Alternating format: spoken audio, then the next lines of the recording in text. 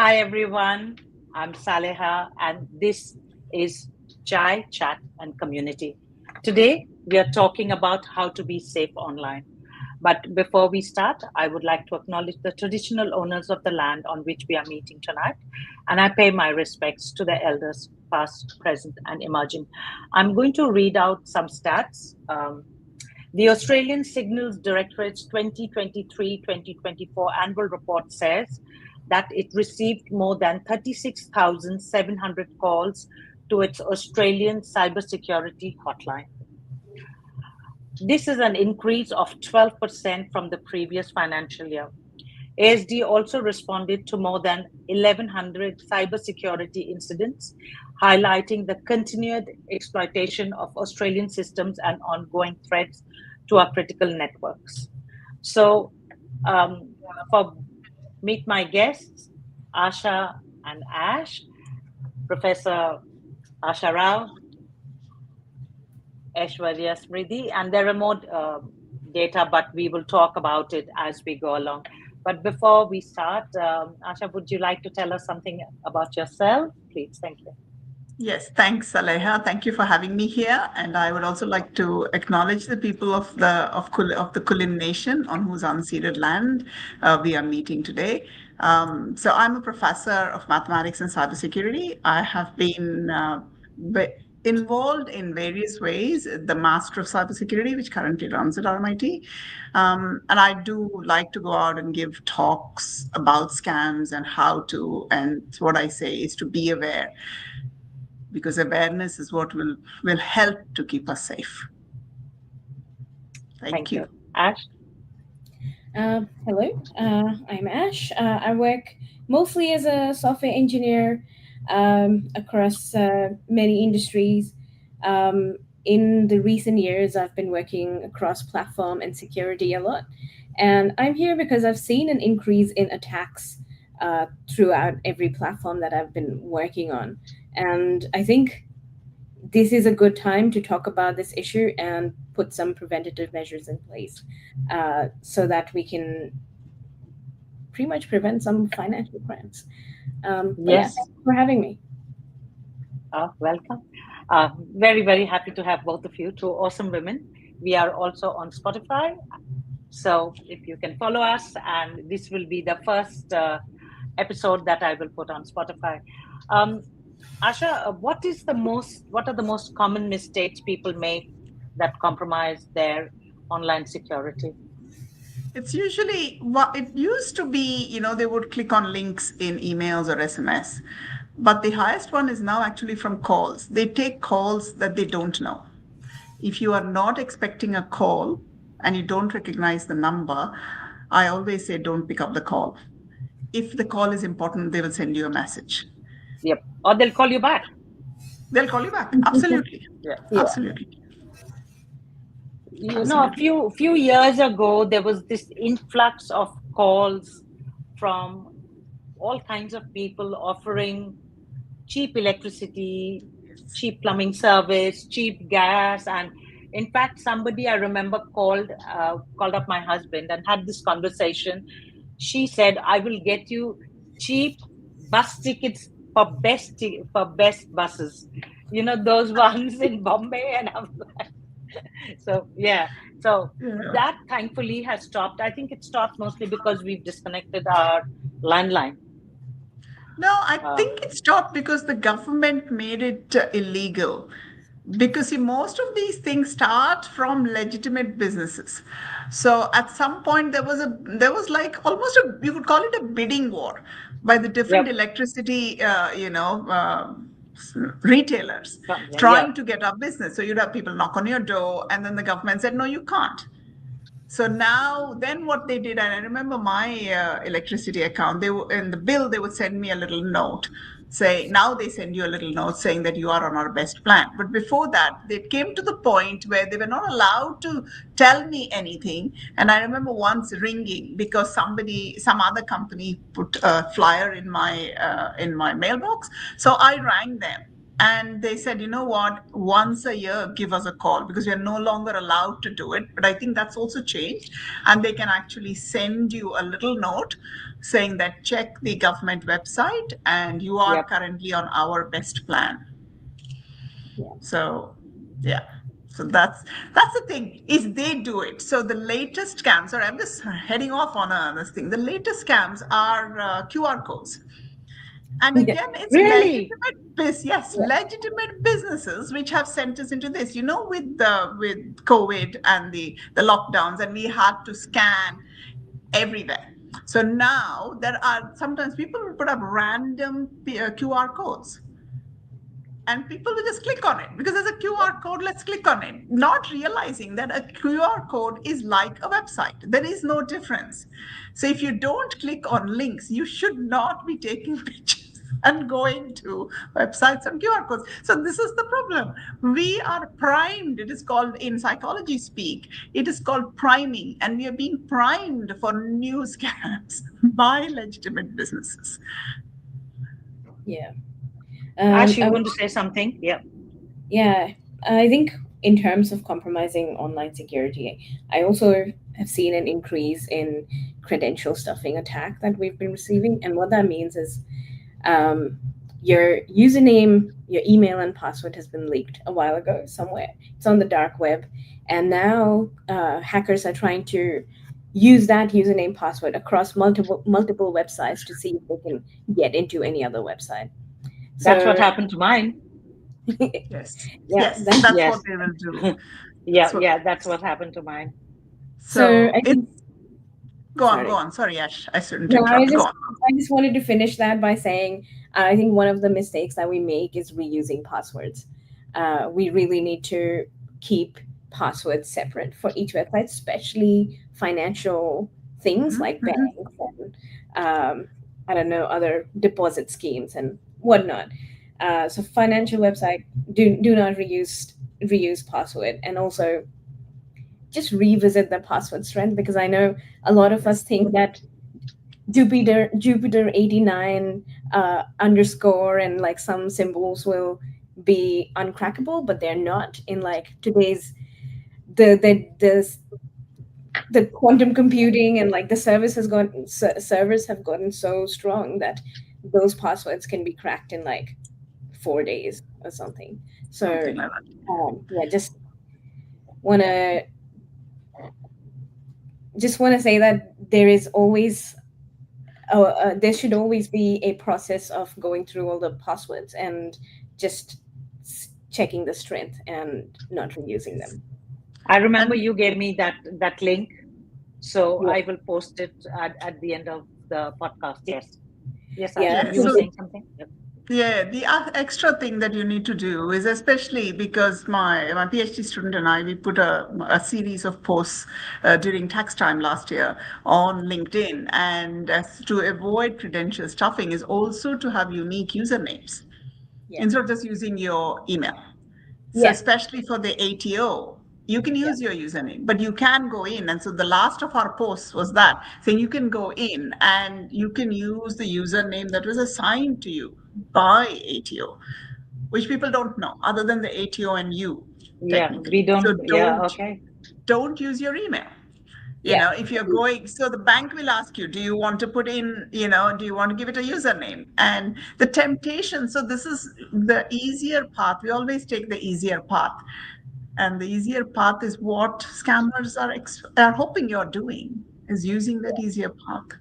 Yeah, because like when you lock your door, it's like locking your house. You're locking your house. You have two keys. One is username, the other is password. Username, everyone's username or email is everywhere. It's like in every breach. If you look at Have I Been Pawned website, it's in like millions of breaches.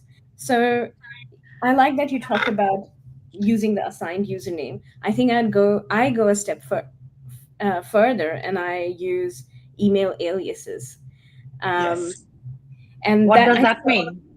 So, okay, the simplest way to do this is Gmail lets you do, suppose your email is saleha@gmail.com. So Gmail lets you do Saleha Plus.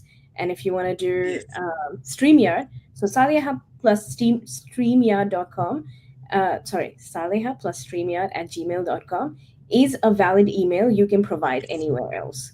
So when you get an email to whoever you've provided this email, it'll come to your normal email account. Understood. Using alias. So it kind of adds an extra layer of security that people don't really know what your actual email address is.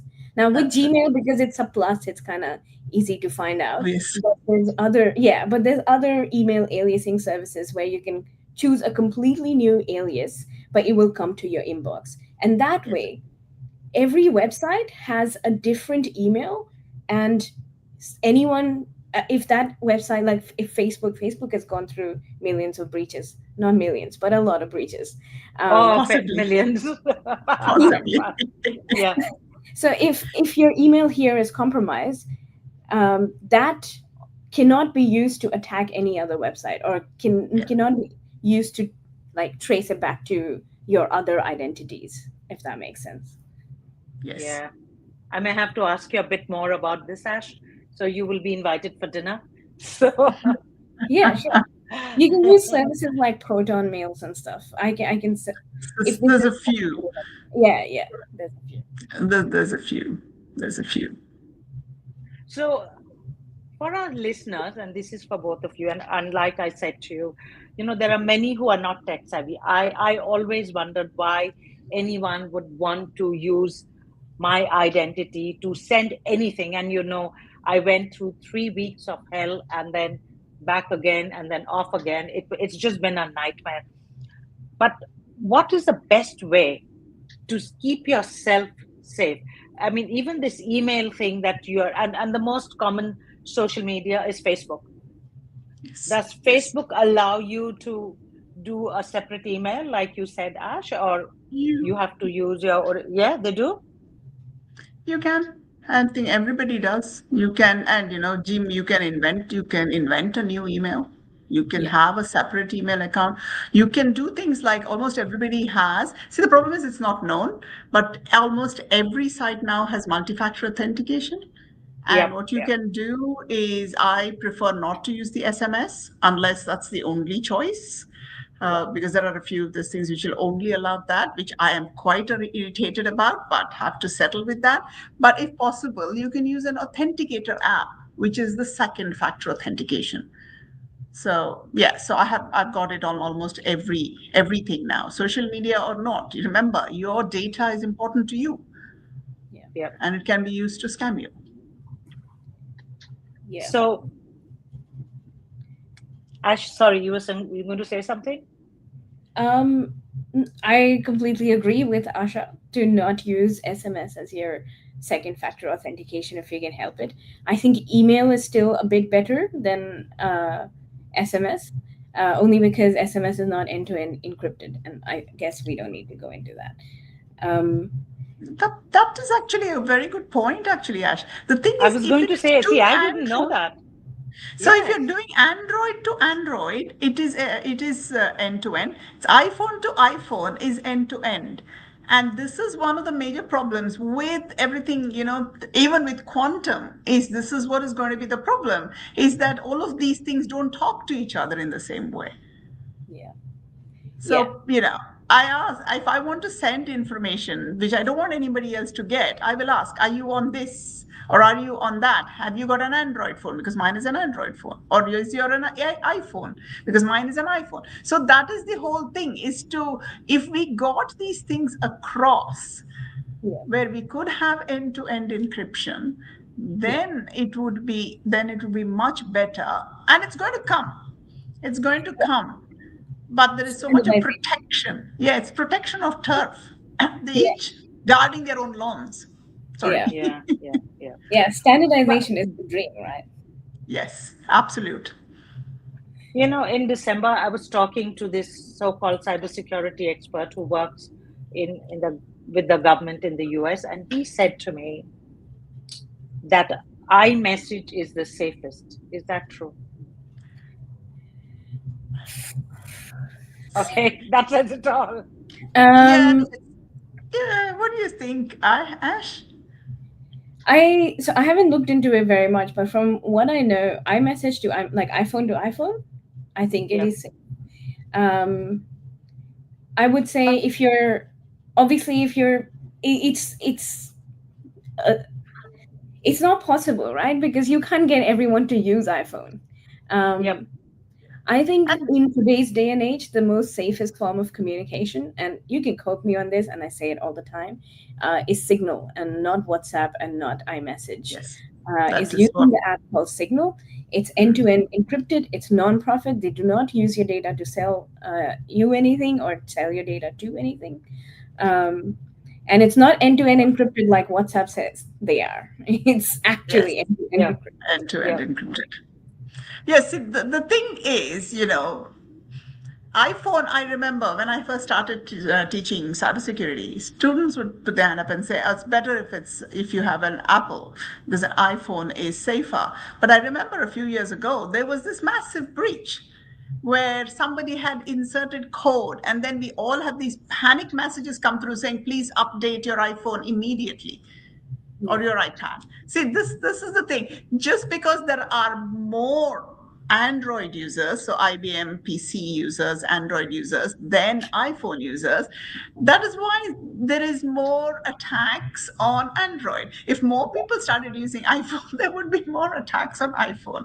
Nobody is safe. Nobody, it's thinking that using a particular thing is safe is crazy. It isn't. It is It one is. of the myths. It is I one. know one of your question later on is what are the myths? This is one of the myths that Mac and Yes, I was iPhone. and I was looking at the questions. In fact, while we are chatting, we've actually covered three questions, which is great, without me having to ask you that. So Yes. let me Yes. ask the So most important thing, which I did not know until Ash told me, uh, is how do people create strong passwords that are easy to remember? Do you know, Ash came to my house during sometime in December, or was it Jan, whatever. And she asked me, after all the issues that I've had, she asked me, what password did you have? And I told her what my password was. And it was so uncommon. Asha, it was no I one can even think of it. I And she know. said, wow, it is so uncommon. How the hell did it happen? But it happened. So how do people create such strong Stronger passwords? passwords. One is the length has to be increased. The second one is to have multi-factor authentication. But what else? I'd love to hear what Ash's suggestions are. Thank you. I think I go for passphrases instead of one word passwords. And I forgot the name. I think Troy Hunt is the founder of Have I Been Pawned, and he was giving a whole talk in Yao conference on how to make secure passwords. And the condensed down version is you open your newspaper, you look at the headline, and you just make a passphrase, make a sentence, divide it with dashes, and that can be your password because it's easy to Wow, how remember how and cool. yeah. Um, it's somewhat easy to remember, but it is hard to crack. Um, but at the end, I think I am a strong believer in password managers. I don't know, like what Asha would think of it. Um, I know that they're not the most secure way to store passwords, but they are the most secure way to generate unique passwords. Yes, Uh, and that is for indeed the correct. most parts, they are very secure. They are more secure than having it in your notepad. They're more secure than trying to remember a not so good password.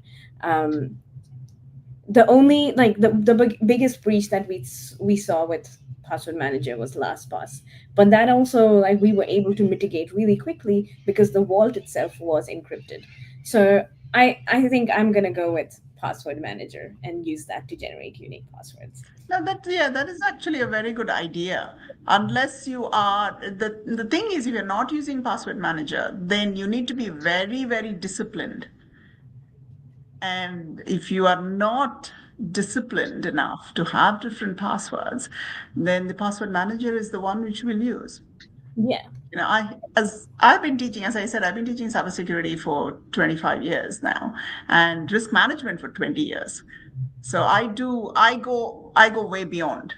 I go way beyond, because first was, as I used to tell my students, I don't teach them in the first semester. I used to tell them, by the end of this semester, I'm going to make you very paranoid. But Yeah. yes, but with the risk management, one of the things I've learned, it's all about managing risk. So I often have strong passwords, which then the next time around I can't get into the website because my password.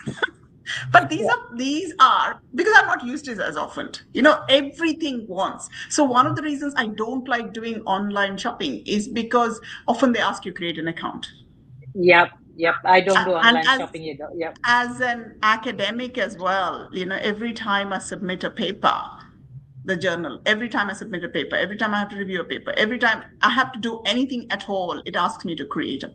And I remember the last time round I had to do this, I could not get back in. So every time they had to come in, somebody had to come in and reset. It wouldn't even reset. It was that difficult. I don't mind that difficulty. So this is the thing. If you are prepared to go through that process, and then of course now every time I can, I have Google Authenticator. Otherwise, I put in such a long password and so complicated that I can't remember, and it doesn't matter. Yeah, which is what happens to me most of the time. Then you reset. You reset, and I may never go back into that this day. This is mostly this is what I don't like, is the number of places where you cannot actually do what you need to do without creating a password. Yeah.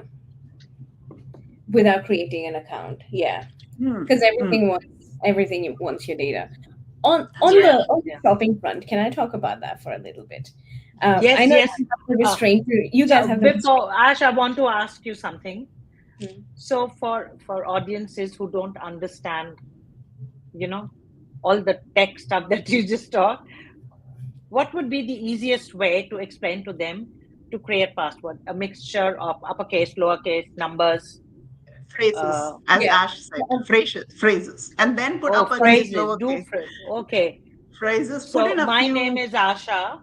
My name is Asha. Uppercase, lowercase, with a mix of numbers. And punctuations. Try not to use very common phrases as well. Yeah, you still need to have some randomness in there. And don't use ampersand. That because when you're putting it online, that comes up. I found this quite a few years ago. The ampersand, when you put it on this thing, HTML code reads it as a space. So if you have an ampersand in your password, it'll read it as a space. And then, but I don't know if that is still the case, because if some of the things, again, tech speak, technically your password should not go. And I remember saying this on live television. It's like, this was before I went live on television, is like, there is what do we call it? Should not be sent in the clear. It means it should be encrypted before it is sent. So when you type in your password into a website, it should encrypt it right there, which is why, have you seen sometimes you click on log on for whatever, and then you don't do it because you got distracted. So you come back about 2 or 3 minutes later, and then you put it in and it rejects. It's not rejecting because your password is incorrect. It's rejecting because the encryption time has run out. It's like your bank, logging you out. It has logged you out. So before you have to click on that link, you have to start the login process again. So that is indicating that your password hopefully is not being sent in the clear, is not being sent as a password, but as what is called a hash function or an encryption. Yeah, it usually is. So you hash it on the front end, and then you send it to the server. Otherwise, attack. Till about 4 or 5 years ago, which is the last time I was looking at stuff, that was not the case, and I raised it. Because I have raised, and I remember saying, okay, why is this, and why do you know my password? Why isn't you not just resetting? And we'll take that on advisement. It was like, what the? So then what I did is, for that particular site, I just had a weak password. Because it was like, you are not going to save it. I am not going to expose the way in which I create passwords by having a strong password on your website. Because you're not going to hash it, you're not encrypting it, you're not hashing it. Only the hash should be saved, and it should not be the password which is saved. So even if they get it, often what they will do is run what is called a reverse. I think they're going into tech speak again, so I'll stop. Yeah, but I want to say this that in Hindi as well. कि अगर आप सुबह का अखबार खोल के एक sentence देख लो, उस सेंटेंस को आप पासवर्ड बना सकते हैं, बस डिवाइड कर दो हैश में. जैसे if you want to do जब जागो तो तब सवेरा as a passphrase, as a password, perfect. आप लिखो जब dash जागो dash तब dash सवेरा, और उसमें उसको क्रैक करने में centuries लग जाएंगे. Like that is not a crackable password. Yeah, but I would suggest उसमें तो 1 2 3 या कुछ numbers लगा लो, और जो symbols है वो भी लगा लो. Yeah. So while you're talking about, the Hindi password, when you log into any account, can you put your passwords in different language, or does it have to be in English? It can be in different language. Do you mean the script that you're using? Yeah. That depends. Yeah. That would depend on what is being set on the other side. It depends on. So when you log into any social media, they will ask you language preference. So you can click Spanish, you can click Hindi, you can click Bengali. So my default say I want to do Bengali because that's my language. Yes. Then when I log in, I see a lot of people nowadays write their names in their mother tongue. Yes. Like we write in English, so they write it in their mother tongue because the keyboards now allow you to do it, especially on phones. So are we then doing the password, say, in Bengali? Will it accept it? Or I would doubt it. I would think it is possibly transliterated. Remember, there's translation and there is transliteration. Yeah. So you know how we sometimes write, because I write with my cousins and my brother. I will write the sentence in the English alphabet, but it is the Indian language. So remember, it's not very hard for it to do the reverse. Okay. Because when you are we call typing, it, we do the same in Bengali, and we call it Roman Bengali. So we have a full conversation in Bengali, but all the alphabets are in English. Ultimately, even if the keyboard is different, keyboard जो भी हो, अंत में तो QWERTY ही है, तो उसके पीछे जो QWERTY बैठा है, वही तो यूज होके, नया तो keyboard नहीं है. The strength of the language is not coming through. The 13 vowels in most of the Indian languages, 13 to 15 vowels. I think Marathi has got 15 vowels. That's not coming through. It's still A-E-I-O-U. Yep. But that's a very good question. I would research this a bit more and get back to you. Thank you. Yeah. I'm thinking of all my chachas. So, that's how you think, because if people of the the older generation, our uncles and aunts who are not really tech savvy, but I have to say social media and especially Facebook has been fantastic in connecting families. Yeah. Yes. You can make your little family groups, you can make your little friends group. Yes, now there is WhatsApp, but before WhatsApp happened, Facebook is the only one that allowed us to do that. So, how do you explain to them? Because like I said, that so many people I know clicked on the link which I did not send, and for them anything can happen. So that is one thing we should warn people for. अगर आप किसी को जानते हो और वो आपको link भेज रहा है, it's not necessary कि that is a trusted link, and you should never click on that. आप पूछो उनसे, जो भी मैसेज करे उनसे पूछो, उस प्लेटफॉर्म पे मत पूछो, किसी और प्लेटफॉर्म पे जाके पूछो. But you need to make sure that link is safe before you click on it. And that goes for Facebook, that goes for WhatsApp, that definitely goes for SMS, and that definitely goes for emails as well. Do not click on any link. If you think that it is an important link, because usually they use these threatening and urgent languages that you need. They create this urgency for you to do something. That is, yes. Yep. you don't take that action. That is the one thing that we have to do. We have to resist to take that action, and then go to the original website. If you don't know the exact name of the original website, you Google it. Google will bring Yes. up the most used, the most authentic website at the top. You click on that, and then if you have to call them back, get the phone number from there, call them back. Or if you have to email them, get the email from there, email them back. Or if you have Yes. to, like, yeah, so that is. Yeah, use the search engine as much as you can. I remember years ago waking up one morning and then there was a message, there was an SMS saying, can you call this number? What was it? There was a fraud on your bank account, so call the number. I didn't call the number immediately. I first went in, I logged into this thing. Okay, yes, there were transactions. Okay. Then I Googled the number. It said, it didn't say click on this link. It just said call this number.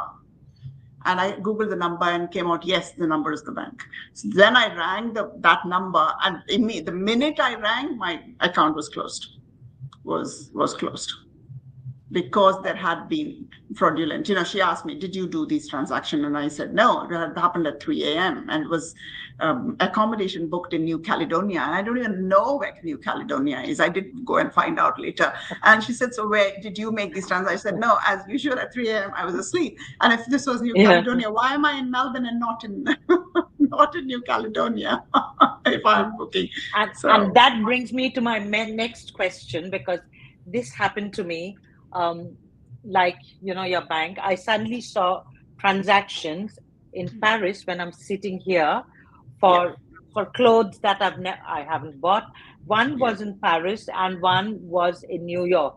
I couldn't have been in two places at the same time, So, so the three top reported cybercrime for individuals are identity fraud, which happened to me, online shopping fraud, which is 15%. Identity fraud, I thought I was the only sucker, but no, that's 26%. That is huge. And online banking fraud. So young people, not like me and you, Asha, but young people only do online shopping. Yes. So what are the things they should be mindful of? I would never do online shopping. I just can't do it. For me, I always say I need to touch and feel, but I know my daughter only does online shopping because that's convenient. What about you, Ash? Also online shopping? I do a lot of online shopping because I'm an introvert, and I cannot go in person and do shopping. That doesn't work for me very much. So I have some opinions on this. So there's two aspects of this: your account creation and then your financial information, that are the dangerous parts of doing online shopping. For account creation, as I was mentioning earlier, aliases. We need to build strong, unique password and also use email alias. And the easiest way is the Gmail way that I talked about earlier. So we use what essentially is not your email, and no one knows that it is your actual email. And you use a unique password to create the account. For your financial information, you always use a virtual card. So virtual card, the card number CVV, like the CVV changes, right? So no one can charge you back on that card. No one can do fraud on that card because that card, I think, expires in 24 hours or something like that. So always use a virtual card. If you use banking app on your phone, you have a virtual card, that will come up. And if you check the CVV today and CVV tomorrow, you'll see that they are different. So that way they can't commit scams back. If you want, you can use PayPal-like services so that your actual bank account is not. Yeah. So that is what I tend to do. I tend to use PayPal rather than give my bank account, my account number and everything, or credit card number to all and sundry. I prefer to use PayPal. So that's one point of failure, which means, if that fails, then I cancel that. That cancels everything. Yeah. So other than, wondering who else has it. Yep. Go on. So like you, Asha, I use PayPal, but I still don't do online. I do it for Uber and stuff like that. Even from PayPal, I got a fake email. I just know absolutely. not to click, but Yeah. and this is it. There are so many. I talked to you before Absolutely. about the bank that you get emails. So, you and I and Ash, and I'm sure hundreds of people know how to check a fake email that is coming from so-called trusted organizations, which we think are trusted, but it's not the Yeah. banks or the ATO or Yeah. sending them. How do you ensure that the email is correct and you don't click on that link? You just don't click on any links at Yeah. all, is what I would You say. you be paranoid. Be Yes. paranoid. Be Never paranoid. click on Be links. paranoid. Yeah. My advice is, you know how they say if you're angry, count to 10 before you react. Yeah, yeah, That's yeah, what you should do. Count to 10 before you click on anything. Don't click. Just on principle, don't click. Yeah. Just The- don't click. And the banks and everything are getting smarter in the sense that now do not send you links. They just do not send you links. They say type this in and then search under this. They don't give you a link to go. They expect you to go and search and find what is it. I got this email and it was like, okay, you do this, you do this, you do this. No links anywhere. yeah. If it is a well-known organization and they have resources, they will make sure that they're not sending you emails with links Yes. that you don't expect. Like if you click on reset password on the website and then you get an email saying click on this link from that website, then of course there's some Yeah. context behind it. But if there is no context and there's an email in your inbox with click on this link, never click on it. You Yeah. go to that website again, Google, go to that website and then find out the email, find out the phone number, or do whatever you need to do through Yes. login through there. Yeah. Never click on any emails. And even legitimate emails as well, like for reset passwords now, they have expiry time. Yeah. They yeah. expire within sometimes half an hour, maybe 24 hours is very, very rare now. No, if I've reset passwords for any social media, they've given me 15 minutes at times. Yes, that is what they're doing. So, Or they will and send I you a think that's the code. best way. Yeah. Or they'll Yeah. send Yeah. me a code. Yeah. And They'll you send you watch a for code. yeah, sorry. Go on. So no, go on, Ash, go on. I was just saying, and always like watch for like urgent, threatening kind of language, like That is what they try.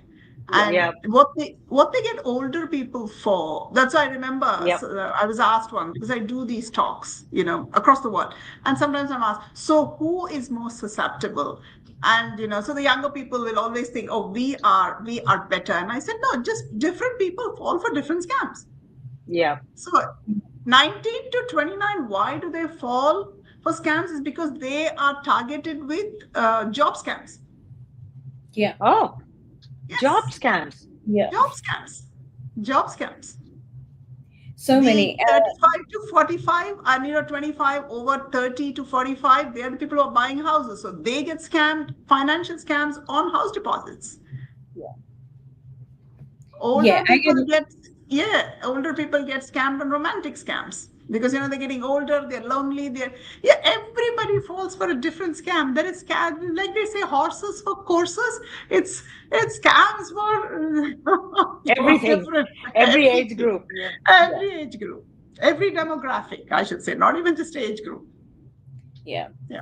I definitely used to get a lot of job scams where they're like, apply for this job, and some of my friends have fallen for it, where you apply for a job and then you get the offer letter, you leave your current job because you're about to join the company, and turns out that it wasn't like you applied for.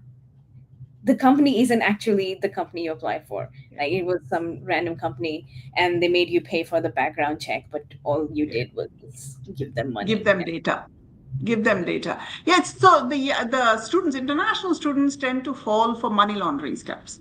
Yeah. Where you get these ads, it used to be in papers. It's definitely on Facebook and Twitter and everything, and all the social media sites. It says work from home and earn thousands of dollars. And Oh, yes. So the only person who's doing that is able to do it is the scammer. who's working from home and scamming us thousands of dollars. Yeah. They're not. If it's too good to be true, I have had students who have fallen for it and come back, and they only know because it sounds totally legitimate. They only know when police knock on their door and saying, you've been money laundering. They don't even realize. So some of the things. This job thing, I remember one of a very senior journalist in India, she got an appointment letter from Harvard. Did you know about that one? No, Her name is Nidhi Razan. Yeah, she was with NDTV, and this is a few years ago. She got a letter from Harvard saying they've offered her a job. And so she gave in her notice at NDTV. And she went to Harvard, and people said, "What? We never sent you anything." But the appointment letter came on a proper letterhead and everything else. But then I'm thinking, if you haven't even had an interview, yes, if it's too good to be true, it possibly is. And there are 2 or 3 English sayings. One is that if it's too good to be true, it possibly is. And there's no such thing as a free lunch. No, nothing. Nothing. There's never a free lunch. They're getting something. It's like, you have won the lottery. Now send us $2,000 and we'll send you the Nigerian prince will come to your house. Oh, yes.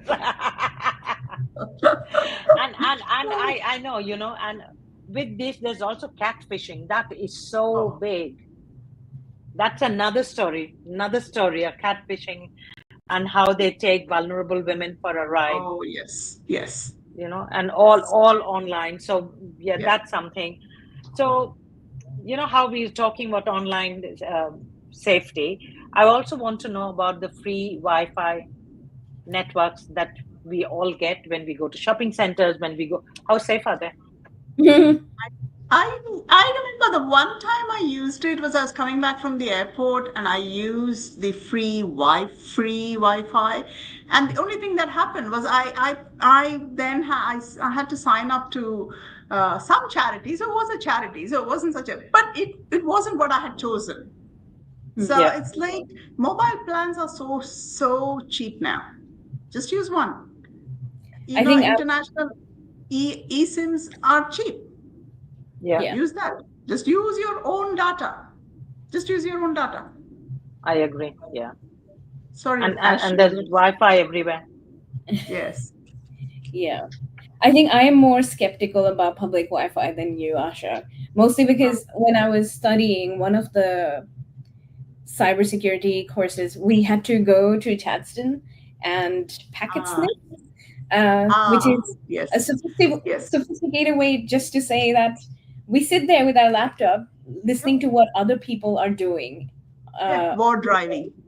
Yeah. Yeah, it's also called war driving, yes. If you're doing it. Yeah, it used to be huge in the early 2000s. It used to be huge. People would go around with the car with a little antenna on it and pick up people's from Wi-Fi's and stuff like that. Yes. From public Wi-Fi. Yeah, but there's still like a bunch of different attacks that are prevalent on public Wi-Fi's. I'm not saying that you can't be safe on public Wi-Fi, but you just need to be more vigilant. Like if you're on a public Wi-Fi, don't use your banking app. Don't use anything that has sensitive information, because you never know. You never know. You always have to like verify your network. Like Asha said, she knew it was the airport's free Wi-Fi. It didn't just say free airport Wi-Fi, and it could just be anyone's hotspot. They are letting you in, but then all of your data is going through their network, and they can pretty much listen to anything. So you have to be vigilant in terms of you're using the right network. And it is a bit annoying because airports don't put up what exactly is the network name. Or cafes don't put up. They do now. Actually do. A lot of things changed after 2020. Before that, there was less. Now, because of the lockdowns and everything, things have changed. They're a little bit more particular because, especially airports lost a lot of money because people are not traveling. So then they are now more careful about who gets in, what you do, all of that. So yes. So that's why. I know the lounges are very, very careful. They give you their Wi-Fi password. They don't share it with everyone. So I That is feel right. comfortable using that. Yes. And And hotels now do that as well. Hotels will generate, if they are good, they will generate their different passwords per person. But even there, I find that, the mobile data you have is usually good enough that I find that it's often easier for me to hotspot from my phone. And make sure that only my device is hotspotting and nothing else is hotspotting, and that's only my device. And I know for sure that this is my mobile data. Yeah. I think if you I want to have be to say, Asha, sorry, I have to say, Asha, with I know if I go to websites, even and also when I'm traveling, Apple will always send a message, a pop-up will come up saying, don't use this website. Yes. Or don't use this. So I just use my own data. Yeah. Most browsers will tell you. I tend to use Mozilla Firefox all the time. Yeah, I use Firefox That'll a tell lot. you. Yeah. Yep. Mozilla will tell you. Almost all. Your phone should tell you, your iPhone should tell you. Everything tells you. Everybody has gotten smarter. Yeah. So it's very much, I remember, I was just thinking of this yesterday when I got your email with the link to this thing it's, with technology comes dangers. When we invented the wheel, the thief found a faster way to get away. The better we get at it, so AI is now being used to scam us better. Yeah. AI is used to, so, make sure that if you get scam emails, you get calls, not emails, SMSs and calls on your phone, make sure you tag them and block them. Tag them as spam, because then your phone learns.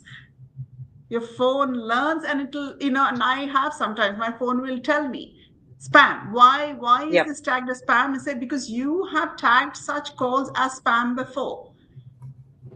So we have to. So that's AI. So that's AI working for the good. You have this cat and mouse game all the time. The cat gets better, the mouse gets better. Absolutely.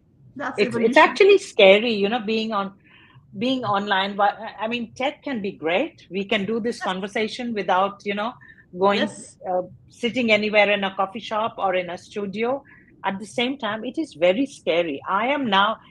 I mean, at best of times, I never pick up numbers which say private numbers. I just don't pick up. I wait. I always think if the person needs to talk to me urgently, they will leave a message. And this is something also that I wanted to talk about, but we are running out of time. That how careful we must be with calls that come in all the time. My father-in-law got a call last year. I was in London. My husband was here, and he got a call at 2:30 in the morning, India time, saying your eldest son is in an accident. He's 90 years old. He panicked. Yes, you would have. So he that called is what me they're up. counting on. Yeah, that's what they're counting on. Yeah, panicking absolutely. People. Yeah. So first thing he did was call my husband. I mean, it's 2:00 in the morning. He's fast asleep. He's not going to pick up. Then he called me up, and I was like, no, I don't think so. Then he called my brother-in-law, and my brother-in-law then kept calling my husband until he picked up the phone, and then he was like, call up Papa, because this is what it is. But thankfully, he did not call the number back. Yes. So, but so, I mean, especially when this happens, when you're busy, you're a young mother looking after a child, you have problems in your relationship, you're an older parent, and then you get calls saying, Mom, it's all kinds of things. It's so scary out there. They're counting on exhaustion. They're counting on fear. That is true. They're counting on creating the sense of urgency. They're counting that you're not paying attention. That is what they're counting on, that you're not paying attention. That has something else which is more important, which is taking up your attention. I still remember, this was in June 2020. I got a call on my landline saying that there was a problem with my computer and they needed access to my computer. My computer happens to be an RMIT issued one. And I know how, what the person, and I just said no.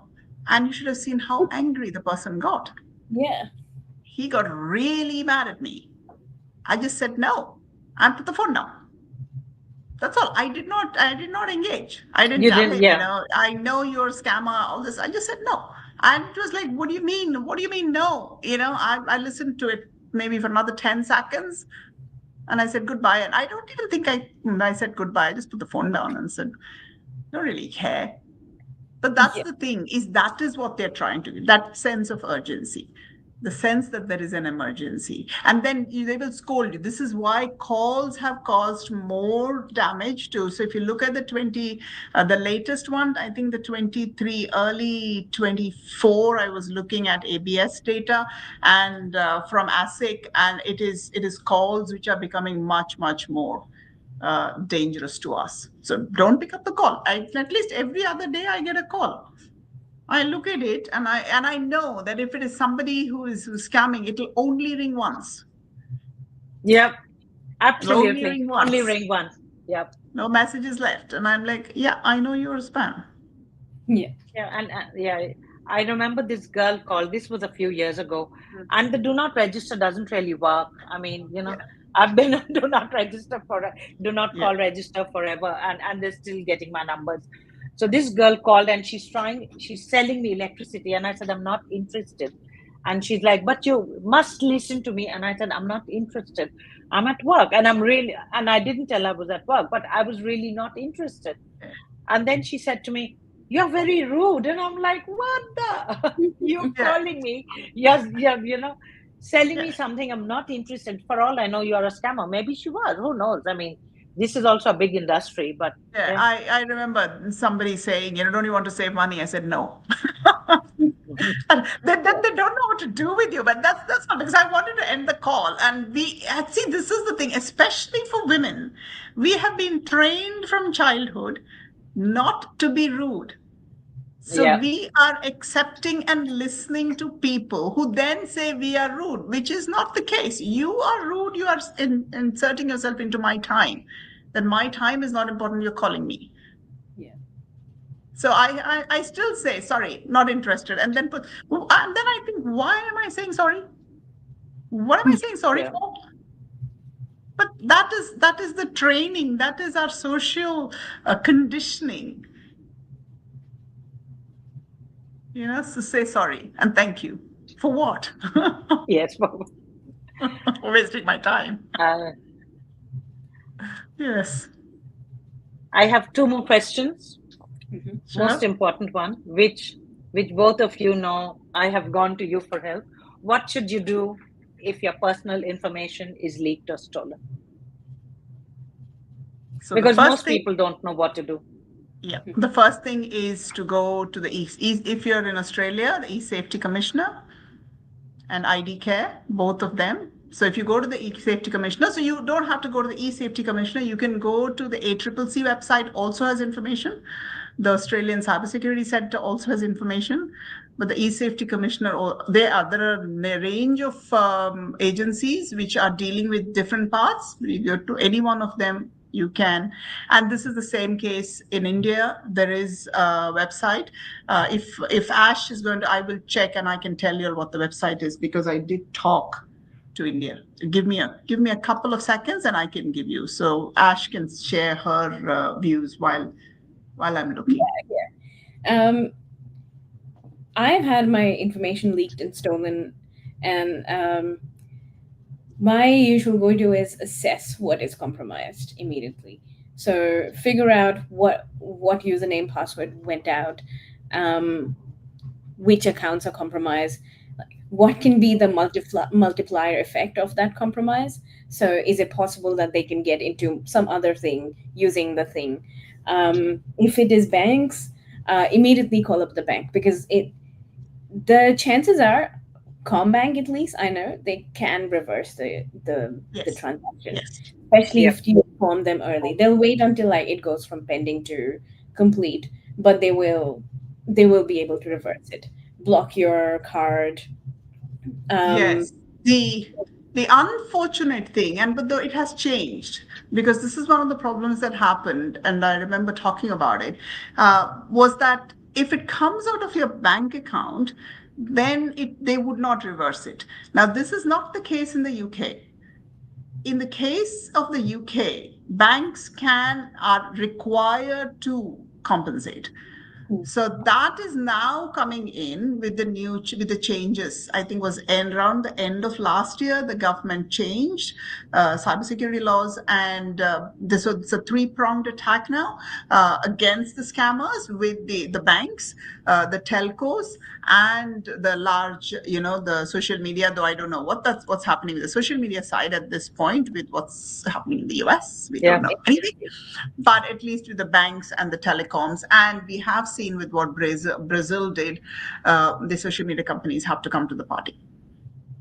So all three. So let me see. I think I had over here. As she was saying, while Asha is looking, we are looking for India. Yeah. I was saying that if you realize that your account has been hacked, most likely it's been hacked for a while and you're just realizing it, because it usually is quiet when it happens. You don't know straight away.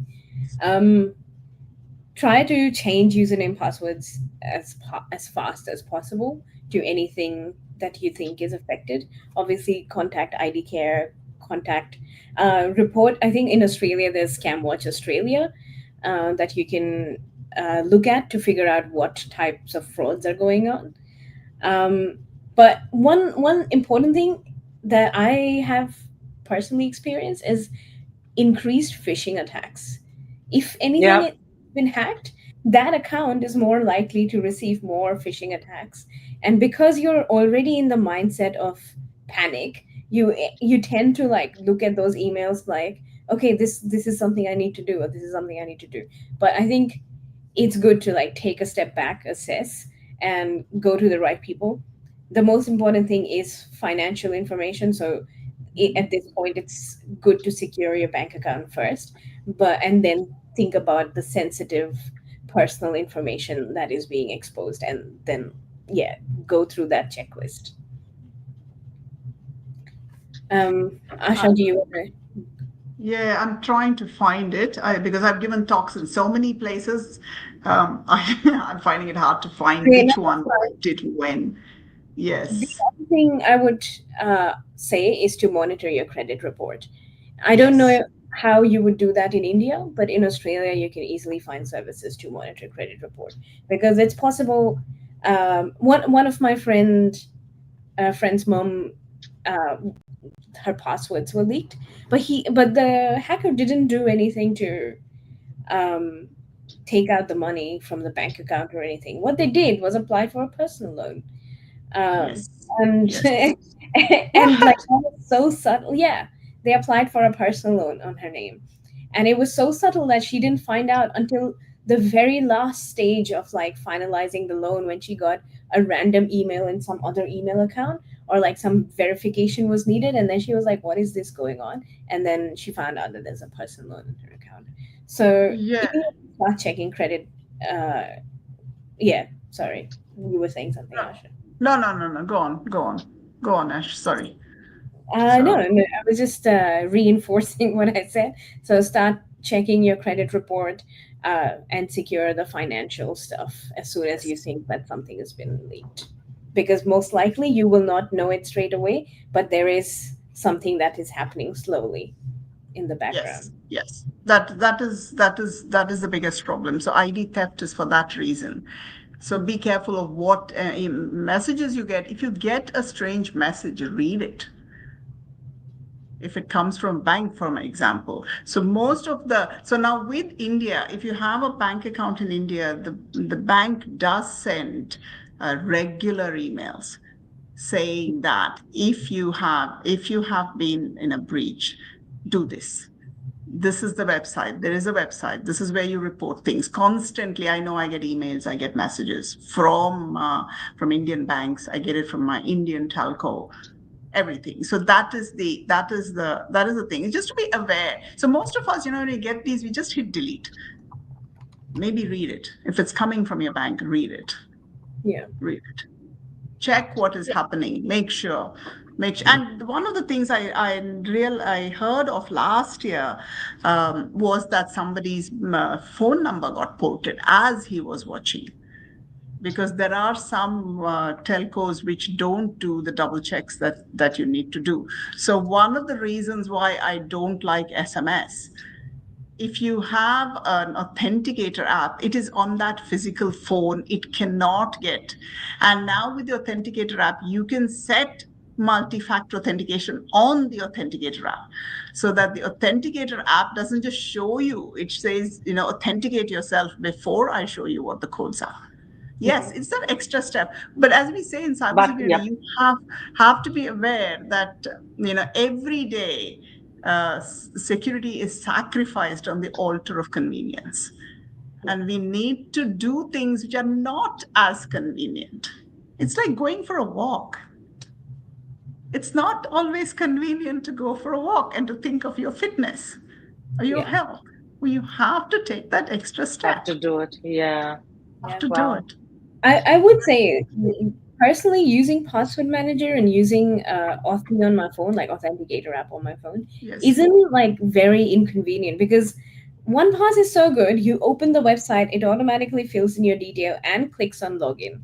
And it's like smoother than me trying to remember my password and email and type it in. So there is like a little bit of scare there that OnePass will do something get hacked. Yeah, trade-offs, yes. There are all trade-offs. Maybe, you don't know, but hopefully they have encrypted their database. A lot of like companies replace their password manager from whatever they were to OnePass because we did an audit and figured out that that is the best one out there in terms of like encryption. So you just have to keep I personally just have to keep an eye on whether they are getting hacked, and then change all those passwords before they decrypt that vault. So the other thing is, one of the things that came out when Optus was breached in 2022. Oh my God. Oh yeah, that was a nightmare. Yes, was that they were holding our details again in the clear, not encrypted or hashed. Yep. So that was the biggest problem. And they didn't get fined much at all, but now it has changed. The fines have become like 10 times as much. Yes, and I realized I actually spoke about it on live television, saying we need to bring the penalties for data breaches to the level of the penalties. The penalties for money laundering are huge, are absolutely phenomenal. And we need to bring, and it has now come closer. It has come much closer, which means that they are going to think about how do we keep our customers safer. Not saying, oh, this is data, we are only interested in collecting data. They're retaining, like, for example, I had not had an Optus account for, I think, 10 or 12 years, or maybe more.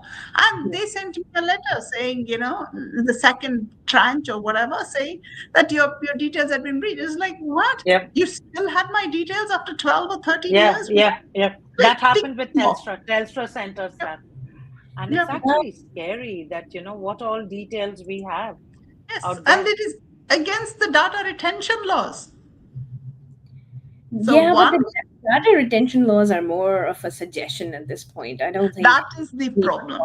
That is the problem. So, you retain, one is they retain, keep all the data. I mean, don't we do it in our own this thing? I have got my lecture notes from 2002. What am I going to do with them? Yeah. I don't know. Yeah. One thing that this reminds me is sorry, I'm stopping. No. We need to think about hygiene in terms of where we put data, right? So even though like now I think we're all aware and we're reducing where we do online shopping and we're reducing where we put our data.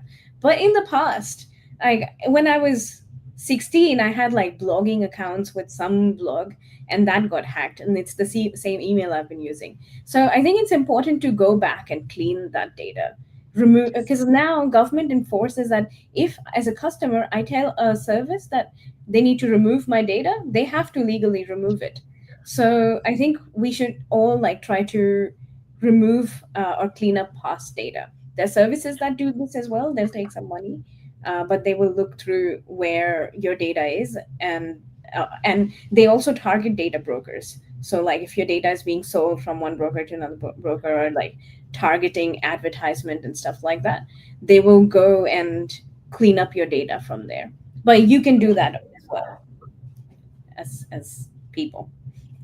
Yes, you can. Last question. Yep. No, sorry, Asha. No, sorry. No. Just like before I, logged out of Twitter, I went and I cleaned 2 years worth of data. It was huge. I was quite active, not as active as I was before, but yeah, it was about around 2 to 4,000 tweets. I spent half an hour, 40 minutes. Do you use Blue Sky or on any other service that I replaces? use Blue Sky. Use Blue Sky, but I'm much less active now. I think the whole experience of Twitter is, Yep. So this is what I was going to say. I'm not active. I wasn't active on Twitter. So in November, after the election results, I deactivated my Twitter account. Yes. And surprise, next morning I'm at work and I get a text message and it says Elon Musk, and I'm like, what? So obviously I put it block and all that, but people are watching. I cannot imagine Elon Musk writing to me to ask. I don't know what the content of the not text message, but a WhatsApp message. So we've got to be careful because people can get excited about stuff like that. Oh my God. Like, I think there was one not SMS, sorry, a WhatsApp message which said DT, but it was Donald Trump written in a weird way. And again, you need to be careful that these are not legit accounts. These are actually fake people sending all these things. Absolutely. I just put everything in block now. I just block every single email I don't know, or a text message I don't know. I block everybody. Yes. So sometimes, I remember, as one of the things of being a superstar of STEM is that you get training into media and social media. And I remember a very senior person, basically she said, block early and often. Yeah, I do that every day. I'm just blocking people, blocking emails, blocking calls, and then I'm sitting there and look at my spam inbox on my phone is like 30, and then I have to individually delete all of them. You can't bulk delete. But that's every so often that's what I do. Sit there and say delete all of them. I don't want to know who these are. I'm sure it's the AI has calculated that this is all there. That's what I'm counting on AI for. Not just my students giving me. That's another story, another day. Plagiarized. Not just my students giving me plagiarized. It's just as we were going to sign off comes Chris. Hi, Chris. Okay, this is for either one of you. She says, in your opinion, are our in-house devices, Google Mini, Alexa, etc., listening to our daily conversations and recording them somehow? This has been in the news and talked about so often. I am pretty sure if you own an electric car, Tesla is recording your voice. It's recording everything. Your smart TV. Same reason. Smart TV. Unless the only thing is, yes, you need to go and stop them doing it. You can actually, so do that with every social media account. Have you checked what the settings are? And, there's plenty of information. If you just Google, how do I, people will give you advice. How do you stop Alexa doing it? How do you stop your Google Home doing it? How do you stop your smartphone doing it? For me, the nightmare is my fridge deciding to message me that there is no milk. Well, I should know that, shouldn't I? When I open and I try to make coffee, I don't need my fridge to tell me.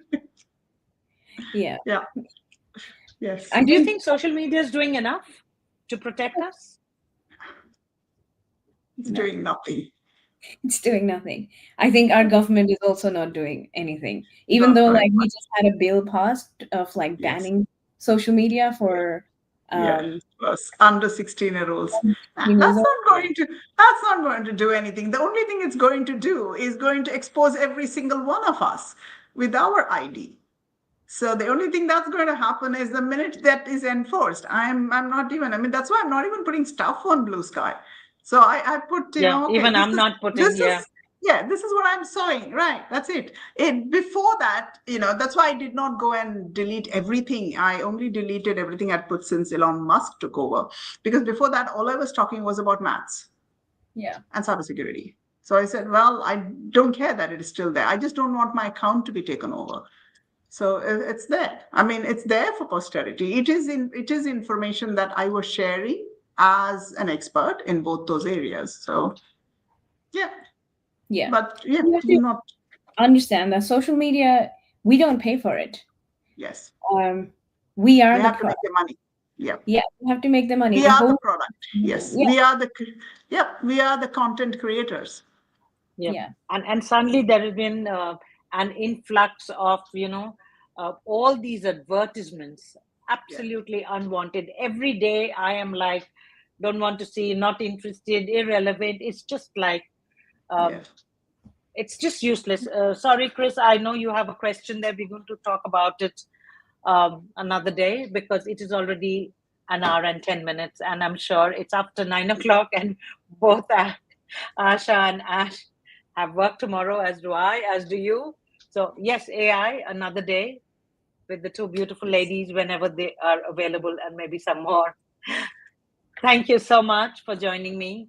It has been a pleasure, and I will, when I share it on Spotify, I'll send you the link, and I'll also put links to the websites that you mentioned.